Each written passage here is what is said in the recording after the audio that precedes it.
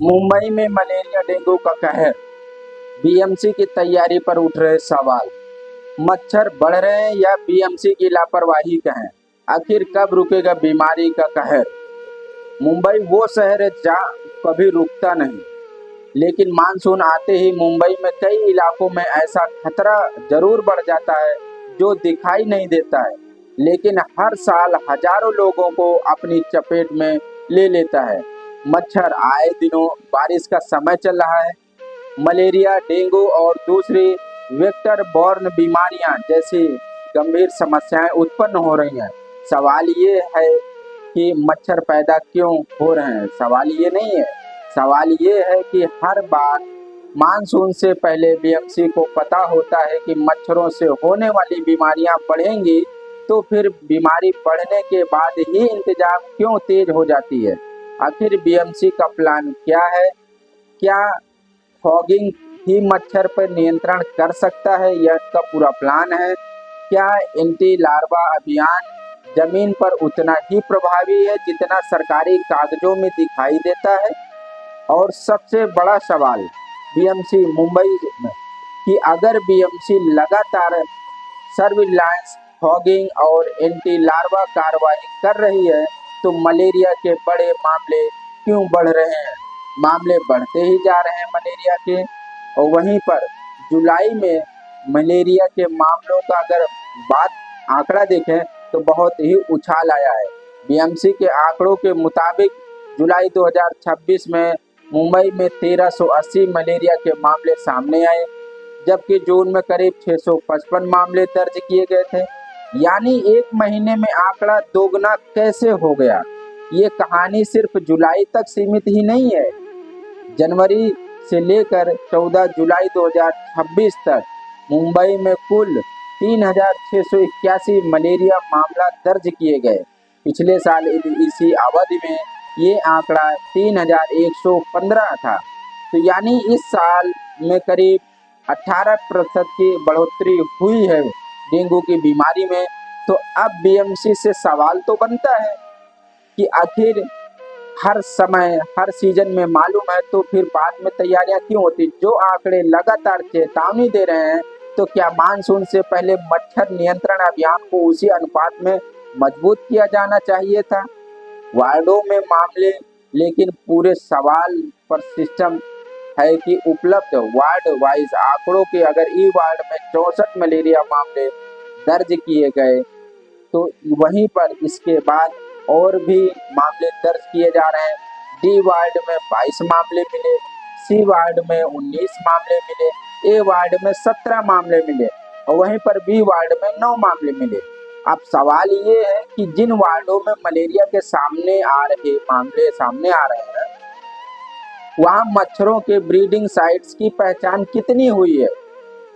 कितने breeding sites मिले हैं? कितने नष्ट किए गए हैं? कितने घरों और संस्थानों का निरीक्षण हुआ है? ये सभी बहुत बड़ा सवाल है बीएमसी से, मुंबई म्युनिसिपल कॉरपोरेशन से, कि कितनी जगह एंटी लार्वा कार्रवाई हुई, कितनी जगह फॉगिंग हुई, और सबसे अहम और जरूरी, इन तमाम कार्रवाइयों के बाद अगर बीमारी के मामले में कमी कितनी आई है? क्योंकि जनता को सिर्फ फॉगिंग की तस्वीरें नहीं चाहिए, जनता को चाहिए क्या? जनता को चाहिए रिजल्ट, और जनता को उसका नतीजा चाहिए। ड्यूटी के दौरान ही पेस्ट कंट्रोल जो कर्मचारी होते वहां उनकी मौत भी हो जाती है। इसी बीच बीएमसी के पेस्ट कंट्रोल डिपार्टमेंट से जुड़ा एक बेहद गंभीर घटना सामने आती है। और घटना क्या आती है कि बीडीडी चावल में एक 45 वर्षीय अस्थायी कर्मचारी की ड्यूटी के दौरान पानी की टंकी का निरीक्षण करते समय गिरने से मौत हुई। बताया जा रहा है कि कर्मचारी संभावित डेंगू मच्छरों के ब्रीडिंग साइट की जांच कर रहे थे। और ये घटना सिर्फ एक कर्मचारी की मौत की खबर नहीं है, ये बीएमसी के सामने एक और बड़ा अहम सवाल खड़ा करती है कि जो कर्मचारी मुंबई को मच्छरों से बचाने के लिए मैदान में उतरते हैं, उनकी सुरक्षा का इंतजाम कितना मजबूत बीएमसी में है। क्या उन्हें पर्याप्त सुरक्षा उपकरण दिए जाते हैं? क्या ऊंचाई पर निरीक्षण के लिए उचित व्यवस्था की जाती है? क्या कर्मचारियों को नियमित सेफ्टी ट्रेनिंग दी जाती है? अगर कोई कर्मचारी ड्यूटी के दौरान अपनी जान गंवा देता है तो क्या सिस्टम उसकी सुरक्षा को लेकर जवाबदेह समझता है? कि जवाब देना चाहिए कि जो बीएमसी कर्मचारी की ड्यूटी के दौरान मौत हुई, उसकी मौत का आखिर जिम्मेदार कौन है? बीएमसी लेगा या बीएमसी के अधिकारी लेंगे? अब फॉगिंग से आगे बढ़ना होगा। बीएमसी को ये भी स्पष्ट करना होगा कि मलेरिया और डेंगू के खिलाफ उनकी रणनीति आखिर क्या है, क्योंकि सिर्फ फॉगिंग ही कर देने से मच्छरों की समस्या तो खत्म नहीं होगी। मच्छरों के लिए ब्रीडिंग साइट को खत्म करने होंगे। जहां पर पानी जमा है वहां कार्रवाई करनी होगी। और जो निर्माण स्थल है, निर्माण स्थलों की भी जांच करनी होगी कि छतों पर, टंकियों पर, नालियों पर और खाली प्लाटों की निगरानी उनको करनी होगी कि कहीं पर कोई गंदगी जमा तो नहीं है, कहीं पर जल भराव तो नहीं है, कहीं पर मच्छर उत्पन्न होने की संभावना तो नहीं है। जहां पर बार बार मामले सामने आ रहे हैं वहां टारगेटेड सर्विलांस होना चाहिए। एक इलाके में बीमारी के मामले बढ़ रहे हैं तो वहां सिर्फ सामान्य अभियान नहीं चाहिए, बल्कि वार्ड स्तर पर उसका विशेष अभियान की जरूरत होती है। कि बीएमसी से सीधे सवाल कि जुलाई में मलेरिया के मामले जून के मुकाबले 2 गुना से ज्यादा कैसे बढ़ गए? सबसे अहम सवाल। और वहीं जनवरी से जुलाई तक मामले पिछले साल के मुकाबले करीब 18% ज्यादा क्यों हो गए? सबसे ज्यादा मामले वार्डों की देखें तो ब्रीडिंग साइट को चिन्हित किए गए कि नहीं किए गए जहां पर ज्यादा मच्छर उत्पन्न होने की संभावना है। कितने ब्रीडिंग साइट को खत्म किया गया, उनकी संख्या क्या है, वो आंकड़े जनता के सामने लाएं। कितने घरों और दुकानों, निर्माण और स्थल, सार्वजनिक स्थानों का निरीक्षण किया। फॉगिंग का वार्ड जो है, कहां पर फॉगिंग किया, वार्ड वाइज जो डेटा है उनका, वो डेटा सार्वजनिक किया जाना चाहिए और जनता के सामने होना चाहिए। एंटी लार्वा अभियान की वास्तविक स्थिति क्या है और आगे की इनकी क्या प्लान है, रणनीति है। इसको कंट्रोल करने के लिए वही पेस्ट कंट्रोल कर्मचारियों को ड्यूटी के दौरान कौन कौन से सुरक्षा उपकरण दिए जाते हैं, ये बीएमसी को जनता के, पब्लिक के सामने जवाब देना होगा।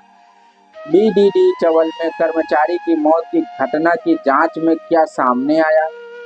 और सबसे बड़ा सवाल कि अगर बीएमसी का मच्छर नियंत्रण अभियान सफल है तो फिर मलेरिया और डेंगू के मामले लगातार क्यों बढ़ रहे हैं? मुंबई करें तो हर साल मानसून का इंतजार नहीं होता कि बीमारी आए तो फिर इलाज शुरू हो। लोग चाहते हैं कि बीमारी फैलने से पहले उसकी रोकथाम की जा सके, क्योंकि असली सवाल फॉगिंग की संख्या का नहीं है। असली सवाल ये है कि मच्छर कितने कम हुए, और असली सवाल ये भी है कि ब्रीडिंग साइट कितने खत्म हुए और कितने खत्म किए गए। ये सभी सवाल जनता के सामने बीएमसी को रखना होगा और बीएमसी के सामने एक चुनौतीपूर्ण अभियान कि कैसे इस डेंगू और मलेरिया जैसी घातक बीमारी को वो कंट्रोल कर पाएंगे। और अगर आंकड़े की बात करें तो मामले बढ़ रहे हैं, बीएमसी सिर्फ आंकड़े जारी कर रहा है और जनता को ये बताना होगा उनको कि आखिर मच्छरों के खिलाफ बीएमसी का अगला प्लान क्या है और कहाँ कार्रवाई होगी, कब कार्रवाई होगी और जनता को इससे समय रहते क्या उपचार दिए जा सकते हैं।